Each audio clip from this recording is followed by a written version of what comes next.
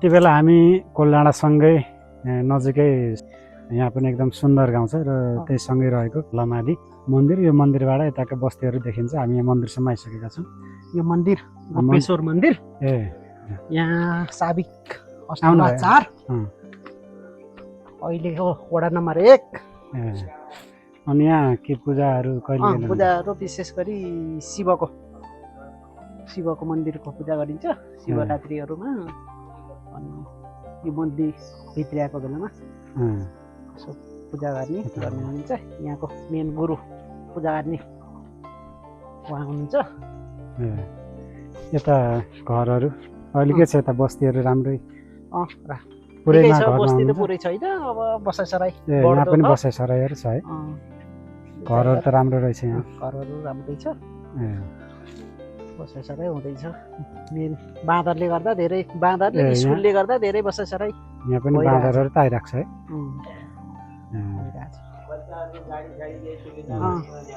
नमस्कार बुवा। नमस्कार। हजुर यहीँ लमादीवासी? म यहीँको बासिन्दा, यहीँको जन्म हाम्रो यहीँको स्थान।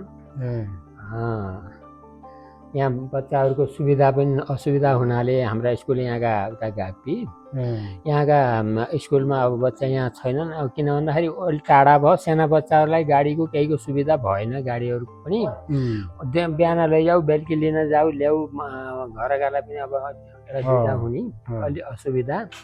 सरकारले केही गाडी साडी केही दिने, यसो ल्याउने लाने बच्चाहरूको केही सुविधा हुने हो भने सायद 1-2 जना फर्कन्थे पनि।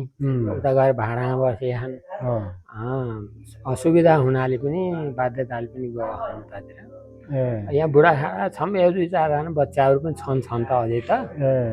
पहिलाभन्दा कम भयो? कम भयो, धेरै कम भयो। हाम्रो स्कुलमा त यहाँ लगभग 45-50 जना बच्चा थिए।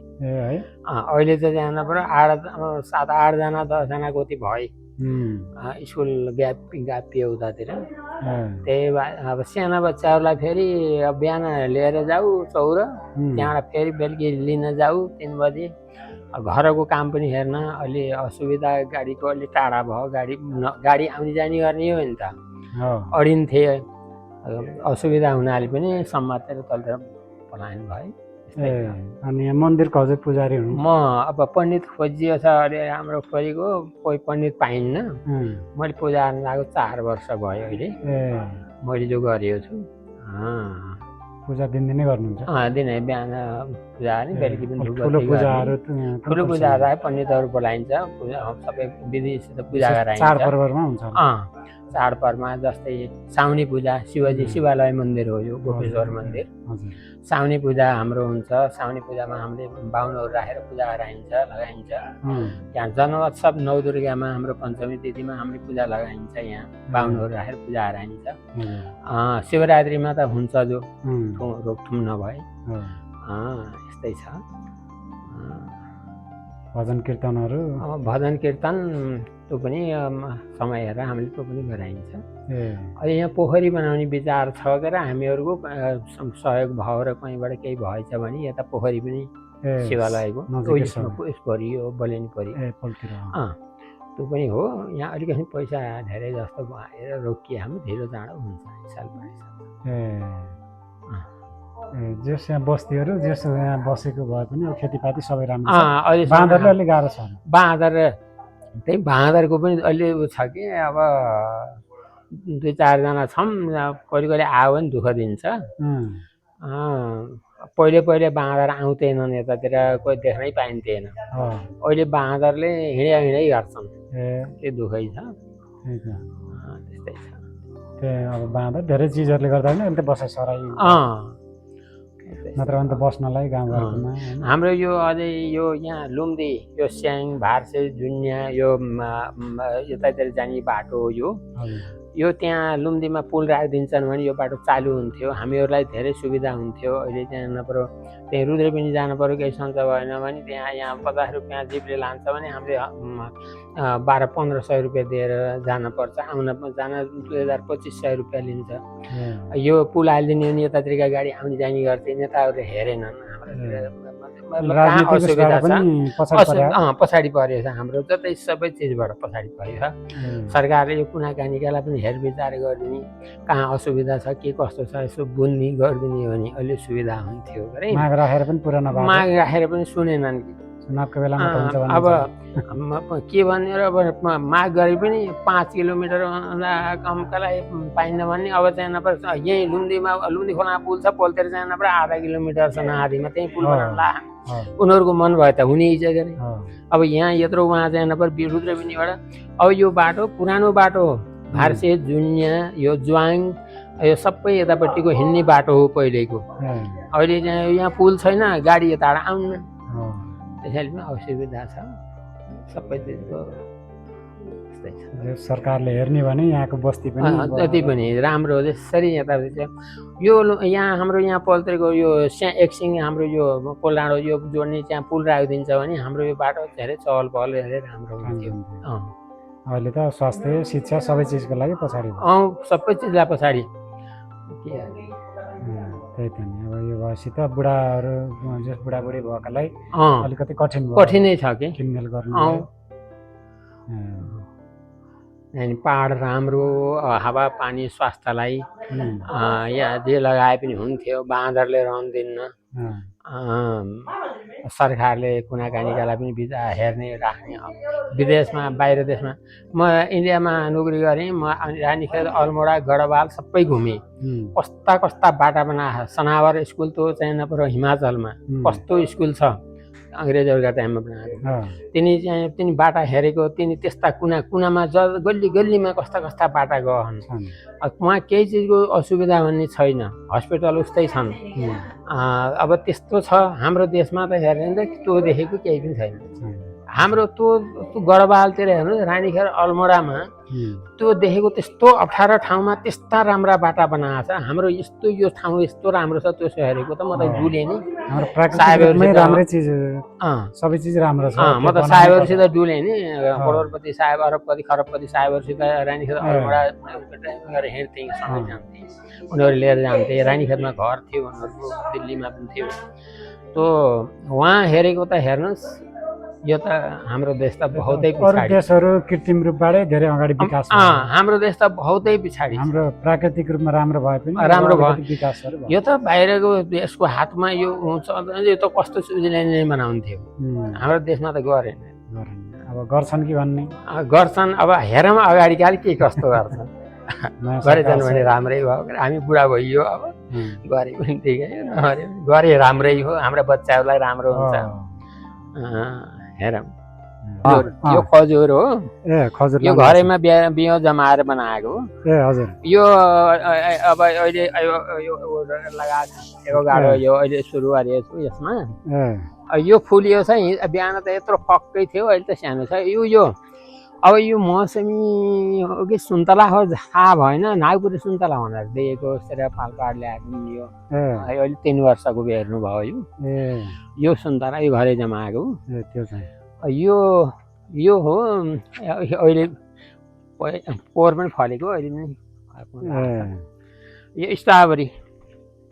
स्ट्रबेरी पनि यहाँ टन्नै लाउनु। यो जाडाको टाइममा फल्छ, बढी पाक्छ। अहिले चाहिँ नपर्यो, फुल्दै पनि छ, फल्दै अहिले छ, यस्तै छ। धेरै चिज लाउनु भएको रहेछ। बाँकी अब यतातिर आउनुहोस्, यता तपाईँलाई अहिले एउटा दिन्छ झुँगालाई देखाइदिन्छु। लिची फल्यो अहिले। लिची त यो भयङ्कर हो, हिजो काटेँ नि यहाँ बुट्टा हाँगा त ऊ परछन्, त्यहाँ खम्बालाई असर गरौँ। त्यही भएर अब यो एभोकाडो हो। अहिले यो 3 वर्षको अझै पुरा भएको छैन, एउटा जानु फल्यो देखेँ त्यहाँ एउटा फलेछ। एउटा फलेछ। यता मकैका बिचमा चिकु छ, हेर्नुहोस् न, फल्ने होइन कस्तो निक्लने यो थाहा भएन। यो इन्डियातिर चिकु भन्छ यसलाई, अब यो के भन्छ थाहा भएन। धेरै चिज लाउनु भएको रहेछ। बेर्नाहरू कहाँबाट ल्याउनु हो? मैले विचार गरेको हुन्छै हुन्न, फल्छै फल्दैन भनेर नै अलिक बढाउँथेँ। यो हो, यो के भन्छन् त्यसलाई, यो चाहिँ यो के मुलतला मधेसबाट ल्याएको। यो परार फल्दाखेरि यत्रो सुन्तला चाहिँ ठुला दाना थियो के मिस्टेक खायो भने सानो दाना भयो यसमा मैले अङ्गुर ल्याएर लगाएँ हाम्रो बिउ जो गतिलो दिन रहन्छ क्या बेर्न यो यहाँ छ त्यही मैले काटेर फालिदिएँ अहिले धेरै सबै किनभने यो पुरै ढाकिएको थियो दाना राम्रा नै अङ्गुर त बेसरी झाङ्गियो उता पनि लगाएको छु कालो सेतो अर्को काटेर नासपाती पनि राम्रै फल्या रहेछ अहिले यो पनि काटेँ धेरै काटेँ मैले यता फलेछ उतापट्टि फलेछ यता आउनुहोस् अब यो पनि मैले ल्याएर लगाएको यहाँ मैरीका नजिक लगाइदिएको यो अँला पनि विकासीवाला हो यो मेगानट भन्छन् कि के भन्छन् अब नाम तपाईँलाई थाहा होला यो पनि 3 वर्ष अहिले पुरा भएको छैन एउटा दुईटा फल हो यहाँ एउटा माथि छ कता यसमा पनि आइसाल फल्ला यो टिमुर फेना धेरै काट्दिएँ मैले काँडा धेरै भने फल्न फले पोहोर पनि फलेको अहिले पनि फले हौ टिमुर पनि ठुलो भएछ फले भएछ यो मेगानट भन्छन् के अरे कटुस पनि भन्छन् के भन्छन् यता आउनुहोस् त्यो केरा देखाइदिन्छु यो विचार गर्नलाई ल्याएको कस्तो हो के हो यो रातो केरा भन्छन् के अरे यो त पुरै कोसा नै रातो हुँदो रहेछ कोसा पनि रातो अब भित्र कस्तो हुन्छ मैले खाएको पनि छैन थाहा पनि छैन है मलाई बाहिर देख्दा त पुरै बाहिर देख्यो उ त हजुर पुरै रातो हुँदो रहेछ रुख पनि रातो रातै नै बुटो पनि रातो छ कि थाम कस्तो छ अहिले निक्लेको छाउरा हुन् हजुर यो बारी हाम्रै हो यो लिची लगाइयो बिचबिचमा लिची पनि टन्नै लानु भएको छ यो हाम्रै हो मकै पनि राम्रै हुँदो रहेछ है राम्रो अनि केराहरू पनि हजुरकै हो यो हाम्रो भाइको हो यो उतापट्टिको मेरो आधा लिची तल्ला पाटामा पनि लगाएको छु मैले हजुर यिनी लिचीहरू सबै भयो भने त पछि व्यावसायिक रूपमा बिक्री गर्दा पनि राम्रै हुँदो रहेछ हुन्छ यहाँ लेकिन हाम्रो बाटोघाटो सरकारले ध्यान दियो यिनी पुल बनाइदियो यहाँ बाटो चालु गरिदियो भने यहाँको महत्त्व अझै बढ्ने थियो हामी एकलाई कुनामा चाहिँ नपरो कुना साइडमा छौँ कि अलि बाटो यो पुल बन्ने र यो बाटो चालु हुने फेरि राम्रो छ पहाडलाई यही बाटै चाहिन्छ कि ज्यादा बाटा कुलाहरू बाटाहरू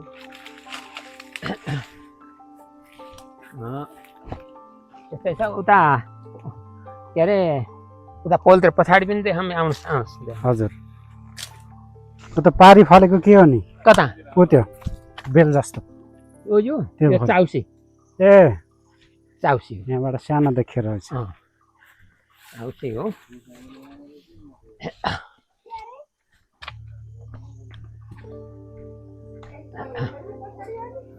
यो पनि चाउसी हो राम्रो फल यो चाउसी रातो हुन्छ गुल्लो गुल्लो हामीले गुल्लो रातोवाला रातोवाला हो यो आउनुहोस् भैँसीहरू पाल्नु रहेछ होइन पाल्नै पर्यो दुईटा एउटा दुने एउटा पाडी एउटा भैँसी ब्याउने हो आउनुहोस्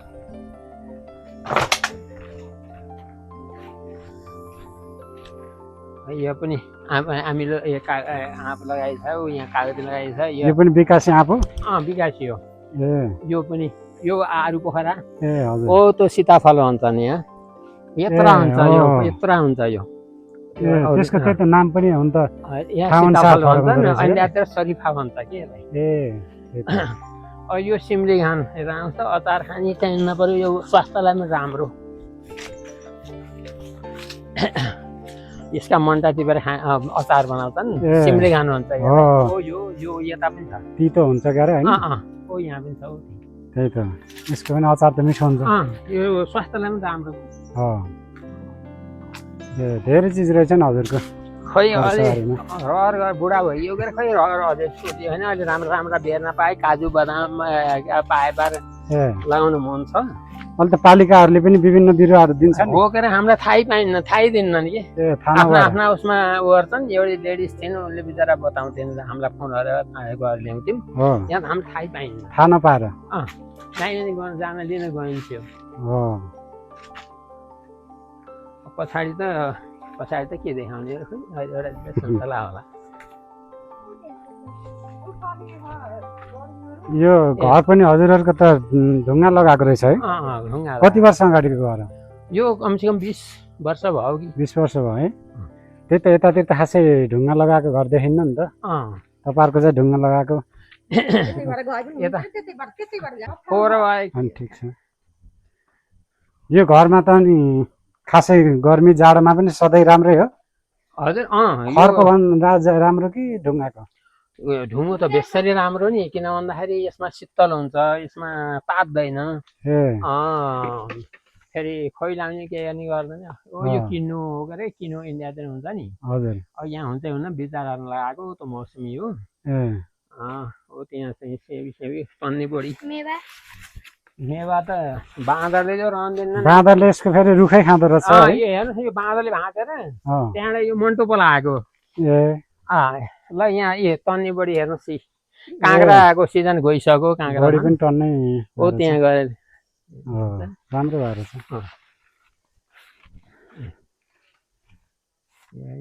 तन्नी बढी टिप्दै खाँदै गरिन्छ के अरे फल्दै छ खाँदै छ त्यस्तै यो तेजपत्ता यो कागती छन् जति पनि त्यही त धेरै चिजहरू रहेछ जियोस् यो कालो अङ्गुर भनेर ल्याएको त्यो पनि खोइ कस्तो खासै गतिलो निक्लेन त्यो पनि त्यहाँ अङ्गुर लगाएँ यहाँबाट उहाँ माथि बुटा सुप्पासम्म गयो झाल मैले काटेर फालिदिएँ अहिले किनभने गतिलो दिएन कि हाम्रातिर बिउ बेर्न गतिलो आउनै दिन्न अब लोकल पठाइदिन्छ गतिलो आउँदै आउँदैन त्यही त नि